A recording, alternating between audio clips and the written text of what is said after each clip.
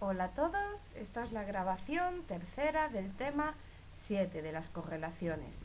Ahora nos quedan por ver muy poquitos temas de muy poquitos cálculos de correlaciones. Y eso es lo que vamos a ver. Nos quedan 4 tipos de cálculos: la correlación pi, la tetracórica, la biserial puntual y la biserial a secas. Como solo son 4, espero que se vean en una sola grabación. Vamos a hacer una grabación para estas dos últimas clases. Vamos a empezar saltándonos un poco el orden del libro, porque el orden del libro, después del coeficiente de correlación contingencia C o grado de asociación, pasan al biserial puntual, pero yo he pegado un pequeño saltito para que trabajar el coeficiente pi. ¿Por qué he pegado ese pequeño saltito? Porque creo que hay una conexión entre el coeficiente de contingencia C que acabamos de ver en la última grabación y el coeficiente pi. Este coeficiente pi sirve para trabajar con variables de tipo dicotómicas. Lo importante es que las variables sean de tipo dicotómico, o sea, variables de nivel de medida nominal que tienen dos opciones. Por ejemplo, el sexo, que sería hombre-mujer. ¿Qué más podría ser? Aprobado, suspenso, bueno, malo, listo, tonto. Cualquiera de estas variables sería de tipo dicotómico porque solo tiene dos opciones posibles. En este caso, cuando trabajemos con dos variables que sean de tipo dicotómicas, o sea, de nivel de medida nominal, y que solo tengan dos opciones posibles, puedo utilizar dos tipos de correlaciones. Una, en la que ya vimos antes, el contingencia C, y otro, el coeficiente pi. Entonces os preguntaréis mucho, ¿y por qué se creó este coeficiente pi si con el contingencia C llegaba? Pues simplemente porque este coeficiente pi es mucho más sencillo de hacer. Es 1.000.000 de veces más fácil de calcular que el coeficiente de contingencia C. Por eso se ha creado este nuevo método. Volvemos a repetir la tabla con la que se va a trabajar. En este tipo de correlaciones no se va a trabajar con una tabla de frecuencias normal, donde las variables ocupen columnas y los sujetos ocupen filas, sino que por el contrario vamos a trabajar con una matriz de datos, donde una variable ocupará una columna y la otra ocupará una fila, y así yo obtendré los sujetos por medio de frecuencias absolutas dentro de cada una de las celdas internas. Como estamos trabajando con variables dicotómicas, serán codificadas como 0 y 1 y 1, 0. ¿Vale? Cuando estemos trabajando en las matrices se escribirá así, en orden de escritura, 0, 1, y después de arriba a abajo, de mayor a menor, 1, 0. Mientras que el truco que tiene esta correlación sobre cualquier otra es que en este caso yo lo que tengo que hacer es nombrar a cada celda con un nombre diferente: A, B, C, D, siguiendo el orden de la escritura y el abecedario: A, B, C, D. Y así yo podré sustituir los resultados que me den esta tabla con lo que me pide la fórmula y obtener lo que a mí me interesa. Así, por ejemplo, yo en esta matriz que habla de ítem, del ítem 34, un ítem cualquiera de un examen, donde puedes haberlo acertado o puedes haberlo fallado, donde acertarlo sería el 1 y fallarlo sería el 0. Y después el sexo sería mujeres, que es el 1, y hombres, que es el 0. Así yo puedo ver el número de mujeres que han fallado la pregunta serían 30, y el número de mujeres que las han acertado serían 90, de un total de 120, mientras que el número a frecuencia absoluta de hombres que han fallado son 30, y la frecuencia absoluta de hombres que han acertado el ítem serían 50, de un total de 80. Así podemos también saber el número total de gente que ha acertado el ítem, el número total de gente que ha fallado el ítem y el número total de personas, que siempre se pone en la diagonal. Bueno, ahora solo me faltaría llamar a a estas celdas con un nombre: A, B, C, D. Y así yo podría ir sustituyendo los valores. Vamos a hacerlo para que veáis cómo se hace. Un segundito que voy a recortar y voy a pegar en una hojita de Paint que va a trabajar como si fuese una pizarra. Voy a recortar del formulario la fórmula que nos dan y la voy a poner junto a los datos y así vamos a poder trabajar tranquilamente. Le quito todo un poco para que se me vea todo bien y ahí, perfecto. Ahora, lo primero que tengo que hacer? Pues tengo que nombrar A, B, C, D, sin ninguna complicación, ¿no? Y ahora miramos, ¿qué es lo primero que me piden? Bueno, primero voy a hacer la línea de división y lo primero que me piden es B. Pues B, me vengo a la tabla, a la matriz y veo que es 90. Pues pondré 90, fijaros que está rodeada de unos paréntesis que son líneas rectas. Estos paréntesis que son líneas rectas significa que son valores absolutos. O sea que si hay algún valor negativo no lo voy a tener en cuenta. Bueno, B por C, el C son 30, está aquí. Bueno, pues B, 90 por 30 menos A, que vuelve a ser 30, multiplicado por D, que es 50, y cerramos estos valores absolutos. Ahora hacemos la raíz interior y empezamos con los paréntesis. A, que es 30, más B, que es, en este caso, 90. Ahí está. Cerramos paréntesis, abrimos otro paréntesis. A, que vuelve a ser 30, más C, que son 30. 30 más 30. Cerramos paréntesis, abrimos paréntesis. C, que acabamos de decir que son 30, más D, que son 50. Cerramos paréntesis, abrimos paréntesis y será B, que es 90, más D, que es 50. 90 más 50. Aquí ya tendríamos todos los datos. Recordamos, ¿qué es lo primero que tengo que hacer? Primero tengo que multiplicar. Tendría que multiplicar 90 por 30 hasta que me diese 2700. Y después de esto tendría que hacer 30 por 50, que me dará 1500. Y ahora poner la raíz y empezar 30 más 90, que es 120. Estará multiplicado por 30 más 30, que son 60, por 30 más 50, que son 80, y por 90 más 50, que son 140. Os podéis hacer una idea que el multiplicar todos estos números me va a dar un valor enorme. Lo mejor es no sacar el valor de la calculadora y hacerle la raíz directamente para que sea más fácil. Así, por lo tanto, voy a coger la calculadora y voy a hacer este pequeño cálculo. Voy a mover un poco para que nos quede espacio. Primero la parte de arriba ya estaría prácticamente calculada, me daría 1200, y la parte de abajo tendría que hacer el cálculo de 120 por 60 por 80 y por 140, que me da, ya os digo, 80.640.000, que como dije, no lo sacaré de la calculadora, le haré la raíz y así me dará 8.979,9. ¿Qué tendré que hacer? Pues 1200 entre 8.979,9 da un total de 0,13. 0,13, que será la correlación.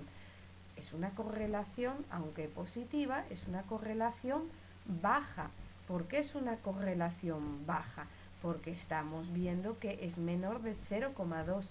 Siempre que la correlación vaya de 0 a 0,2, tenemos que considerar una correlación nula, porque es tan baja que no se debe tener en cuenta. Ya veis, este cálculo realmente es muy sencillo. El único problema que puede haber, con el que podéis encontraros, es cómo lo plantearán, cómo preguntarán esto en en un examen. Una pregunta posible sería, por ejemplo, esta de aquí, donde realmente la dificultad no es en hacer en el cálculo, sino en rellenar y crear la tabla que acabamos de ver. Esta tabla, como es una tabla de dicotómicas, y yo ya sé que me van a pedir eso, voy a tener que crear una fila y una columna de enunciados, y después, como trabajamos con variables dicotómicas, lo dividiré en dos, aparte de la de enunciados, dos filas y dos columnas, ¿vale? Porque aquí trabajaré con 0 y 1, os recuerdo la variable x, que yo me acuerdo que era aciertos del ítem, si has acertado o fallado el ítem, ¿vale? Un ítem cualquiera, y 1, 0, que era la otra variable y que me hablaba del sexo de los alumnos. Así yo también tendré que hacer el sumatorio aquí en la parte externa y sumatorio aquí en la parte externa y ir rellenando la tabla interna. Pero los datos que me van a dar van a faltar resultados. Esa es la complicación que va a tener, que van a faltar resultados. Bueno, vamos a leer y así lo veréis. De un grupo de 200 estudiantes, no sé si os acordáis que os dije que el número total de estudiantes se ponía en la diagonal. Estudiantes universitarios que han pasado una prueba objetiva, o sea, que han aprobado un examen.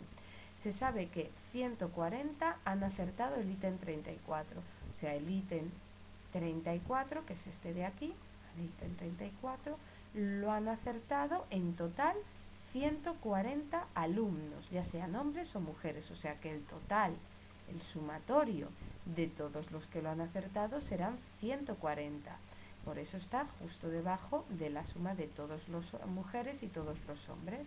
Se sabe además que 30 varones han fallado. Los que han fallado en la X sería 0 y los varones sería también 0. Entonces, donde corta 0, 0 será 30. Y dice, del grupo total de 80 varones, o sea que donde está el sexo hombre, que sería aquí, en la segunda fila. Entonces, sexo varones, hay 80 en total, tanto los que han acertado como los que han fallado. Pues estaría aquí y me dice, determina el valor de la relación entre el sexo y el número de aciertos. Yo sé que voy a tener que hacer esta tabla, esta matriz, porque estoy trabajando con dos variables que son dicotómicas. Lo único que veis que nos faltan muchos datos. Yo tendré que rellenar estos datos. ¿Cómo voy a rellenar estos datos? Pues con lógica, si hay 80 hombres de los cuales 30 han fallado, ¿cuántos habrán acertado? Pues 80 menos 30 quedarán 50. Y ahora veo aquí gente que ha acertado el ítem, era un total de 140 individuos, de los cuales 50 eran hombres. ¿Cuántas mujeres serán? Pues 140 menos 50 me darán 90. Ahora, con este valor yo puedo sacar, con esto de aquí, este 80, también puedo sacar el número total de mujeres que hay, porque si había 80 varones y son 120 personas en total, habrá 120 mujeres, porque 200 menos 80 es 120. Y con eso puedo sacar los dos valores que me faltan, porque si había 120 mujeres y 90 han acertado, pues será que 30 han fallado, porque 120 menos 90 son 30. Y así el número de gente que ha fallado, tanto hombres como mujeres, eran 30 más 30, que son 60. ¿Veis? Lo dificultoso en este caso no era el cálculo en sí, sino la creación de la matriz. Por lo demás, este cálculo no va a tener ninguna dificultad. Aún más fácil va a ser el siguiente de los cálculos, que es el tetracórico. El tetracórico es también un caso especial, porque en principio se parece al contingencia C, en tanto que trabaja con variables que son de nivel de medida nominal. Bueno, realmente no trabaja con variables de nivel de medida nominal, me explico. Se hace trampas. No sé si os acordáis en alguna otra grabación que hemos hablado de las variables dicotomizadas. Estas variables dicotomizadas eran variables que en el fondo no eran variables dicotómicas, eran variables que se transformaban en variables dicotómicas para poder trabajar más fácilmente, pero que en su origen eran variables de intervalo o de razón. Así podría ser, por ejemplo, La nota de los exámenes, la nota de los exámenes va de 0 a 10, pero yo, para poder trabajar más fácil, lo voy a dividir en alumnos que van de 0 a 5, que suspenderían, y de alumnos que van de 5 a 10, que aprobarían. ¿Vale? Así tenemos aprobados y suspensos, que en el fondo, en su origen, no es una variable dicotómica, sino es dicotomizada porque parte de un examen, y los exámenes, si recordamos, siempre son de nivel de medida de intervalo. Bueno, pues esa es la complicación que tiene la correlación tetracórica, que trabajamos con variables que son dicotomizadas de manera artificial, ¿vale?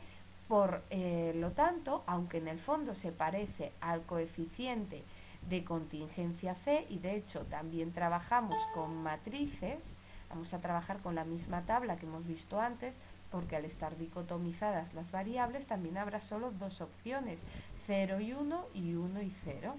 Entonces acabamos también trabajando con frecuencias absolutas y nombrando a cada celda con un nombre A, B, C, D. No tiene mayor complicación, de hecho la fórmula es aún más sencilla. La fórmula es simplemente C por B dividido entre A por D. No tiene nada de complicado. Veamos un ejemplo. Las calificaciones obtenidas por los alumnos de un curso de estadística será la variable X, y su grado de cumplimiento de las tareas desarrolladas durante el curso, variable Y, pensemos que eran 20 tareas. Entonces, como eran 20 tareas, yo voy a dividir gente que ha hecho 10 tareas o menos, ha hecho un desarrollo de tareas bajo. Si ha hecho más de 10 tareas, tendría un desarrollo alto. Y han sido dicotomizadas, que es lo que estaba diciendo yo ahora. Determina la correlación existente entre las variables. Pues yo aquí tendría que llamar a cada celda por su nombre. Esta primera sería A, B, C, D. Y así podría empezar a trabajar.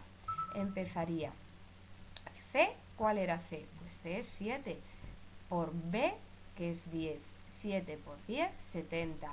A por D es igual a A, que es 2, y D, que es 4. Pues 7 por 10 dividido entre 2 por 4, que será 70 entre 8, me da 8,75.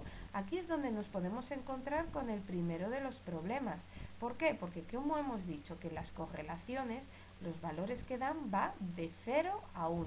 Sin embargo, a mí me ha dado 8,25. Este valor no es aceptable. ¿Qué ha pasado? Pues no ha pasado nada raro. Es que las tetracóricas, no sé si os acordáis que en la parte de teoría os comenté que había dos fórmulas, dos cálculos donde no se daban los valores de 0 a 1. Uno era el contingencia C, que ya hemos visto, y otro es este tetracórico. En este tetracórico los valores pueden ir de 0 a 1000. Sin embargo, lo que tengo que hacer es transformar el valor que me dé la fórmula en 0 a 1. Para ello, yo lo que tengo que hacer es utilizar la tabla del formulario. Yo me tendría que ir a la última de las tablas del formulario, esta de aquí, que es la tabla de las tetracóricas, donde en las columnas donde aparece la fórmula de las tetracóricas, BC dividido entre AD, BC dividido entre AD, tengo que buscar entre estos intervalos donde se encontraría el valor que a mí me interesa. Y una vez que ya tengo el valor que a mí me interesa localizado, miro a la columna inmediatamente a la derecha, y ese será el valor de mi correlación. Así yo he sacado un 8,25. El 8,25 está entre el intervalo de 8,12 y 8,49. Por lo tanto, la correlación adecuada sería 0,69, que es una correlación que va entre 0,4 y 0,7. Por lo tanto, es una correlación normal. Bueno, pues ya lo veis, no es muy complicado este cálculo. Ahora vamos a ver el último de los cálculos reales que vamos a aplicar, que es el biserial puntual. ¿Cuándo utilizaré este cálculo, el biserial puntual? Uy, no se miraba por aquí, que ya me he liado. A ver, aquí estará. ¿Cuándo se utilizaba el puntual? Bueno, el biserial puntual se utilizará en una excepción. Hasta ahora, ¿qué hemos estado viendo? Hasta ahora hemos estado viendo casos donde trabajamos con dos variables iguales, ya sean dos variables dicotómicas, dos variables de contingencia C, dos variables cualitativas, dos variables, pero siempre del mismo tipo, siempre son iguales. Sin embargo, ahora en el biserial puntual hay una diferencia. No vamos a trabajar con dos variables iguales, sino que vamos a trabajar con variables totalmente diferentes. Vamos a trabajar con una que sea de nivel de medida de intervalo y la otra que sea de nivel de medida nominal, de tipo dicotómico. En este caso, ¿a qué nos recuerda? Cuando trabajamos nosotros con una variable de tipo dicotómico y otra de tipo de intervalo. ¿No recuerda esto a cuando trabajamos con la variable independiente o del investigador y la variable dependiente para mirar si se cumple el contraste de hipótesis, se cumple la hipótesis nula por medio de la T de Student o la Z? Realmente se parece porque nosotros trabajamos con una variable independiente dicotómica y una variable dependiente de intervalo. ¿Por qué será similar? Ya os digo que en estadística no hay coincidencias. En las matemáticas las coincidencias no existen. Esto tiene un porqué, porque yo a veces hago estudios y a mí me interesa hacer un estudio concreto, pero yo he recogido mucha más información de la que necesito y puedo llegar a plantear estudios secundarios que no me interesan tanto. Por ejemplo, yo quiero comprobar si el nivel de infraestructura de un instituto y los recursos con los que cuenta un instituto puede hacer que los alumnos saquen más nota que en otros sitios con menos nivel de infraestructura. Así tenemos la infraestructura, que sería la variable del investigador, y sería la variable X, que como es con mucha infraestructura, con poca infraestructura, estará codificada como 0 y 1. Sin embargo, la variable Y es la nota de los alumnos, que sería variable de intervalo, donde serían notas normales de toda la vida, ¿vale? Ahí no habría ninguna complicación. Pero ¿qué pasa? Yo me pongo a sacar información y recojo mucha más información de la necesaria, recojo muchísima más información de la que necesito. Por lo tanto, a veces digo, bueno, también he recogido el sexo de los alumnos y el cociente intelectual, y vamos a trabajar con el sexo y con el cociente intelectual, y digo, oye, ¿no sería interesante, ya que tengo esta información, trabajar un poco con ella y pensar, saber si hay relación entre el sexo y el cociente intelectual de los alumnos, ¿no? Aquí el sexo es otra variable dicotómica, y en este caso yo no la voy a codificar como 0 y 1, porque ya hay una variable codificada como 0 y 1, ya hay una variable que está codificada como 0 y 1, y como es más importante porque es la variable independiente, pues tendrá la codificación más habitual. A esta otra la codificaré de otra manera, 1, 2 o 2 o 3, ¿vale? Ya que así la puedo diferenciar de la variable independiente del investigador, mientras que el cociente intelectual en eso no le afecta, porque si va de 50 a 150 es el valor que salga. Ahí ya es lo que dé el test, sin remedio, o sea, es lo que hay, es lo que hay. Bueno, en este caso, a mí me interesaría saber si hay relación entre el sexo y el cociente intelectual, pero a diferencia de lo que vamos a hacer con el nivel de infraestructura y la nota de los alumnos, no lo vamos a hacer por medio del contraste de hipótesis, no lo vamos a hacer por medio de la hipótesis nula general, que dice que no hay diferencias estadísticamente significativas entre las variables y que si encontramos alguna diferencia es fruto del azar.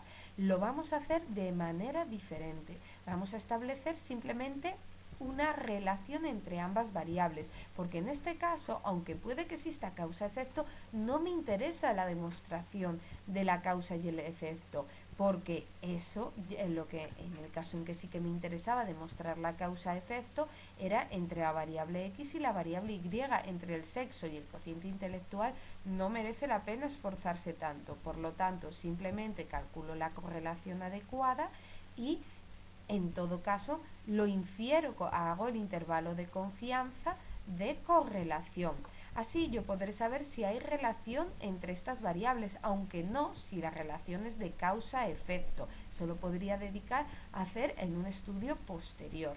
Pero bueno, en este caso sería un caso típico de realizar la biserial puntual. ¿Por qué? Porque acabo trabajando con una variable que es dicotómica y otra que es de intervalo, pero no me interesa hacer el contraste de hipótesis general por medio de la t de la z y por tanto realizo simplemente una relación entre las variables normal y corriente.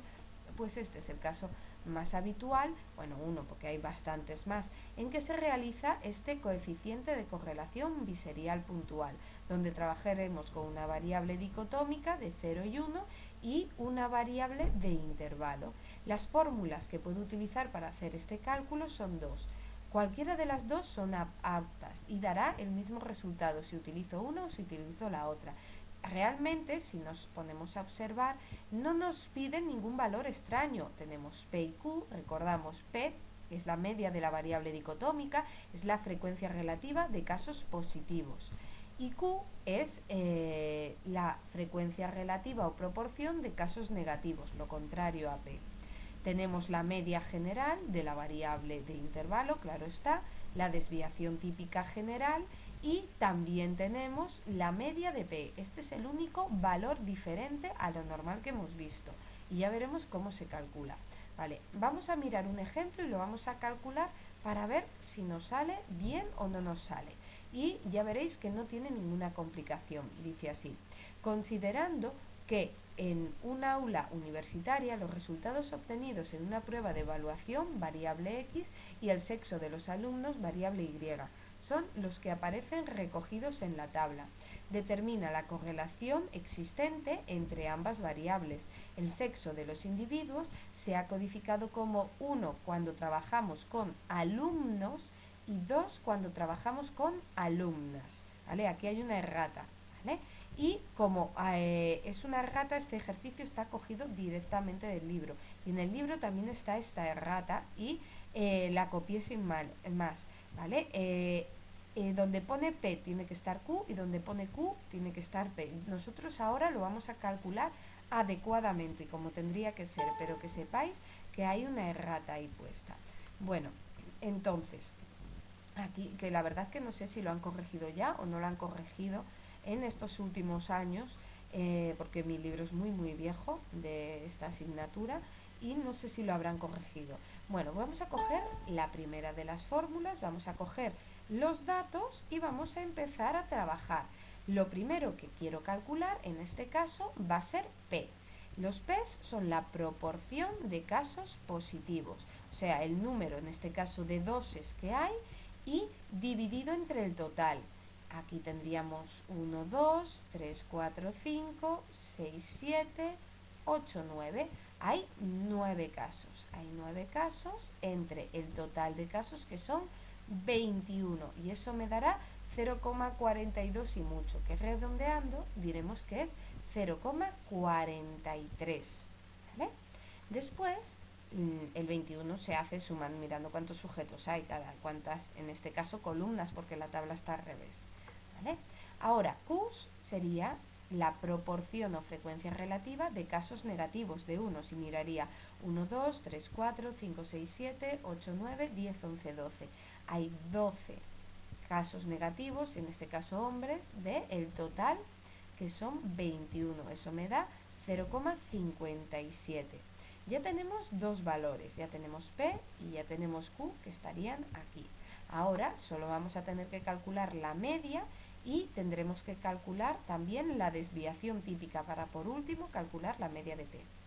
La media, ¿cómo se calculaba? Una media normal y corriente, la media de X, se hacía sumando todos los valores de X y dividiéndolo entre el total.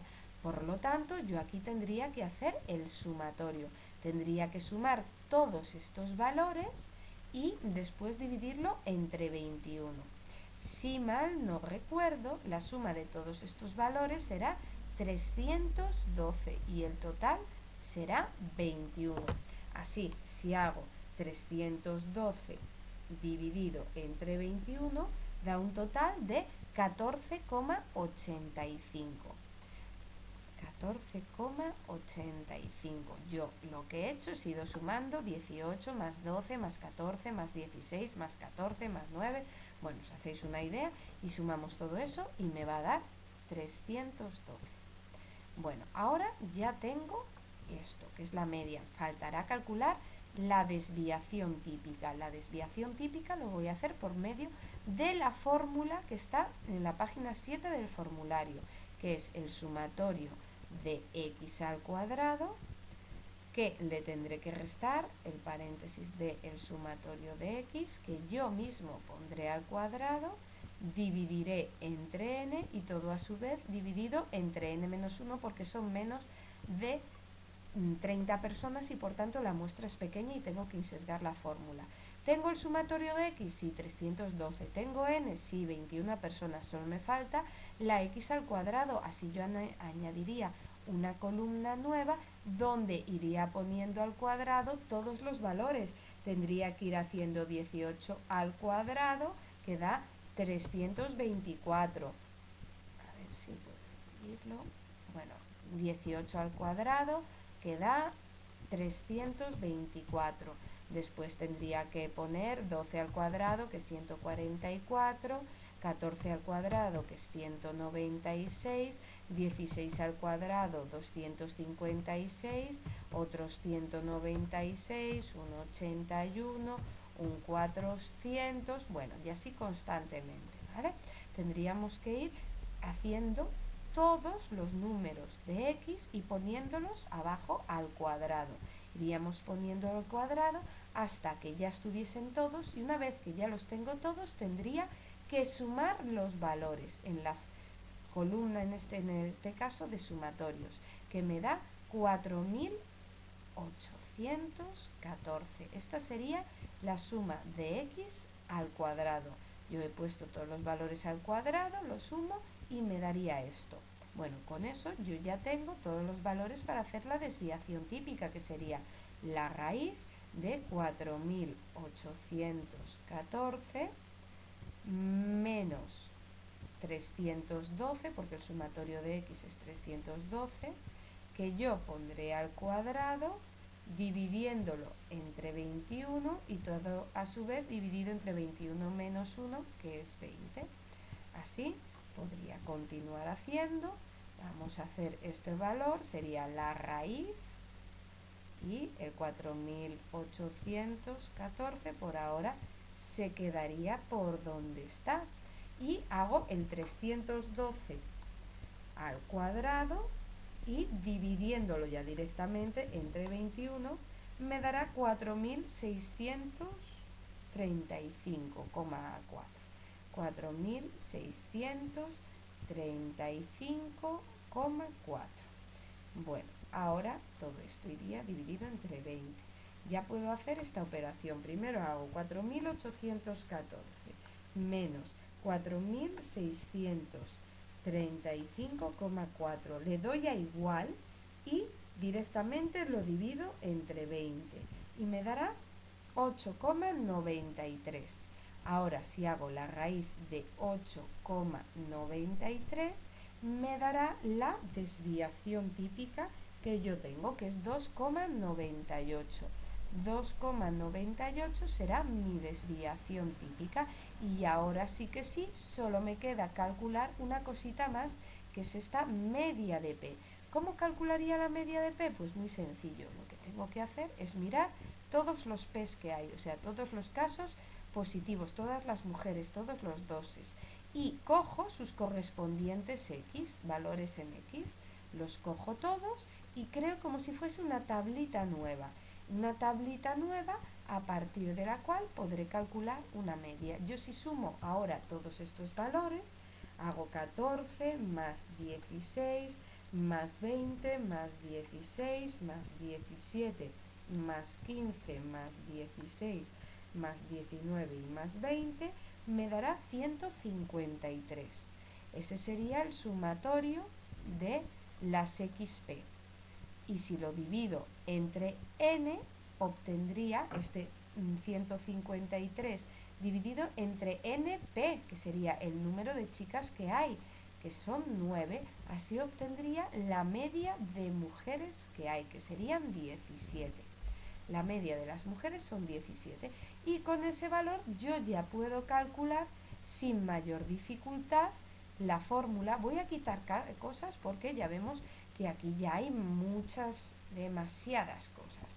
Bueno, empiezo a dejarme hueco para poder trabajar, ¿vale? Voy a empezar a trabajar esta formulita que acabamos de hacer, ¿vale? Entonces yo me quito todas las cosas que me pueden estorbar aquí y puedo empezar a hacer los cálculos. Voy a coger el azul para cambiar de color. Primero me han dicho la media de P, la acabamos de calcular y daba 17, menos la media general, que era 14,85, todo ello dividido entre la desviación típica, que hemos calculado de 2,98, y ahora me voy, pongo un por, pongo una raíz y empiezo. P 0,43, Q es 0,57, pues ya tengo sustituidos todos los valores. Empiezo haciendo 17 menos 14,85 y eso me dará 2,15 dividido entre 2,98. Y ahora, esto aunque no aparezca es un 9. Ahora esto está multiplicado por la raíz y hago esa división. 0,43 entre 0,57 me da 0,75. 0,75. Y hago la primera de las divisiones. Hago 2,15 entre 2,98 me da 0,72. Lo voy a poner aquí porque no tengo espacio en otro lugar. Y este 2,72 estará multiplicado por la raíz de 0,75, que es 0,86. 0,86. Si hago esto, ya multiplico estos dos valores, me dará la correlación que yo tendré, que será positiva, eso por supuesto, y vamos a ver cuánto da. Da 0,62. Si multiplico 0,72 por 0,86 me dará 0,62, que es una correlación normal, porque está entre 0,4 y 0,7, por lo tanto consideramos una correlación normal y positiva, nada más y nada menos. Ya veis que este cálculo de correlación biserial puntual es trabajoso, pero no es especialmente complicado. Ahora solo nos quedaría por ver uno de los cálculos, el último de todos, que es el coeficiente biserial a secas. Aquí está. Coeficiente biserial, si nos fijamos en las fórmulas, son muy parecidas al coeficiente biserial puntual. La diferencia que hay entre uno y otro es simplemente esta I. ¿Qué significa esta I? Esta I es la ordenada en origen. Por lo demás, podéis comprobar que es lo mismo, medias de P, medias de Q. Bueno, la que más se parece a la fórmula que hemos hecho nosotros sería esta de aquí, desviaciones típicas, medias, P's, y solo faltaría la Y. La Y es la ordenada en origen. ¿Y qué quiere decir eso? Nosotros tenemos la variable X y la variable Y. Sabemos que el eje de Y es el eje de las ordenadas, mientras que el eje de X es el eje de las abscisas.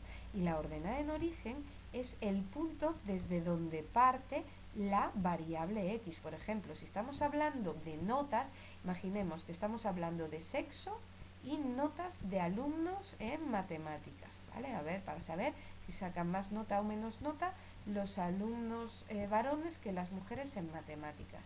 ¿Qué pasa? Que las notas van de 0 a 10, pero en este examen de matemáticas que he puesto nadie me ha sacado un 0, nadie ha sacado un 1, el valor más bajo que han sacado es un 2, con lo cual la ordenada en origen será un 2, ¿vale? Tendríamos un 2 de Y. Este valor se puede llegar a calcular, pero no aparece en el libro cómo se calcula. Antes sí que lo mandaban a calcular con otras fórmulas y unos apuntes extra que daban, pero ya no lo mandan a hacer. Entonces, que sepáis que la Y es la ordenada en origen, el punto a partir del cual se empieza a observar los valores en el eje de ordenadas, en el eje de Y. Y eso sería absolutamente todo, porque el resto no tiene mayor complicación. Es hacer lo mismo que hemos hecho hasta ahora y sustituir valores y aplicar la fórmula. Bueno, estos serían todos los ejercicios de correlaciones que nosotros tenemos que ver y que vamos a practicar hasta ahora. Con lo cual, bueno, hemos visto que este cálculo es un poco complejo, es un poco trabajoso. Ya estamos ya se nos termina el mes de febrero y empezamos marzo. En esta primera semana de marzo haremos un poco de práctica de correlaciones y comenzaremos a ver la fiabilidad y la validez. Mi objetivo es que en 3 clases la fiabilidad y la validez esté ya vista y ya podríamos prepararnos para trabajar la primera PEC. Bueno, no os voy a entretener más, que seguro que tenéis muchas cosas que hacer, y os dejo cualquier duda, cualquier consulta, ya sabéis dónde encontrarme. Pues nada más, mucha suerte y hasta luego.